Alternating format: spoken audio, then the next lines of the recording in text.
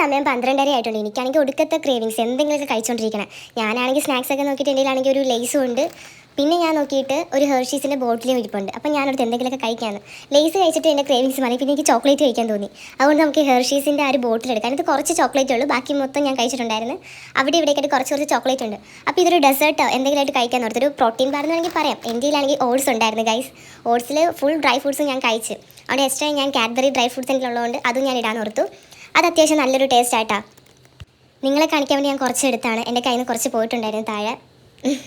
പിന്നെ അത് ഓട്സിലും കുറേ ഡ്രൈ ഫ്രൂട്ട്സ് ഉണ്ടായിരുന്നു, അതൊക്കെ ഞാൻ കഴിച്ച്. അതുകൊണ്ട് എക്സ്ട്രാ ഞാൻ ഇട്ടത്. അപ്പോൾ ഒരു പ്രത്യേക ടേസ്റ്റ് ആയിരിക്കും. പിന്നെ നമ്മുടെ ഈ ഓട്സ് വെറുതെ കഴിക്കാനും ടേസ്റ്റ് ആയിട്ടാണ്. ഇതെന്തോ സൺഫീസ്റ്റിൻ്റെ ഏതൊരു ബ്രാൻഡാണ്.